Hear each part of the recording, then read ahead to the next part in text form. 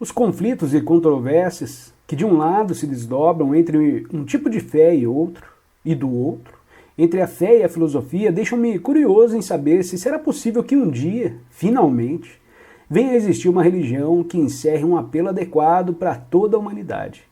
Religião que fosse aceitável tanto para o filósofo como para o homem comum,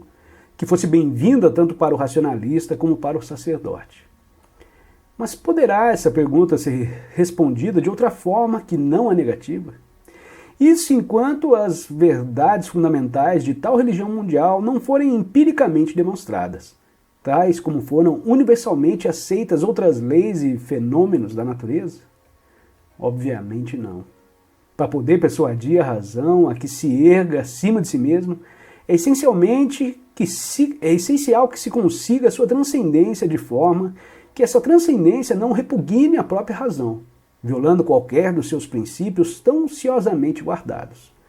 Mas nenhuma das religiões existentes está preparada para permitir-se essa espécie de aproximação, mesmo no domínio estritamente temporal, e ainda menos no domínio espiritual, pois no primeiro não se apresenta nenhuma possibilidade de compromisso com o segundo, aceitando-o como tal, e em consequência não há qualquer possibilidade de que venha a florescer uma fé universal.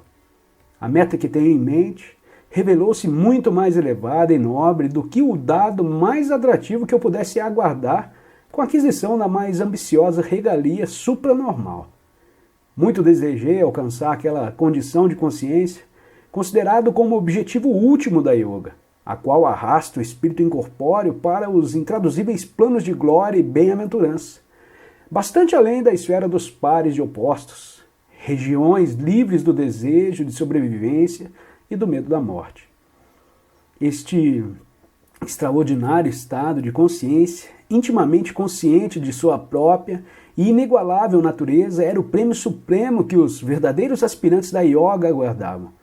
em relação ao qual têm que se empenhar em abnegação.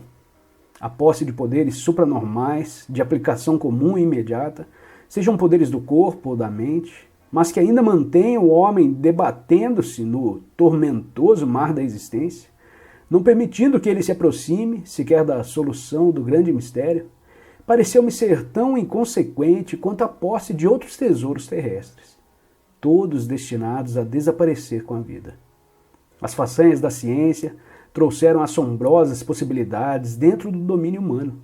possibilidades não menos surpreendentes do que as que estão, inclusive, relacionadas com as mais extraordinárias proezas do tipo sobrenatural, com somente uma exceção suprema, o milagre da vivência transcendental e a revelação periodicamente concedidas a indivíduos especialmente constituídos, as quais, acelerando o progresso moral necessário para uma ordem social pacífica e produtiva, contribuíram não apenas com maior cota no erguimento da humanidade até o seu atual pedestal material, como também tornaram os milagres da ciência possíveis e aprováveis.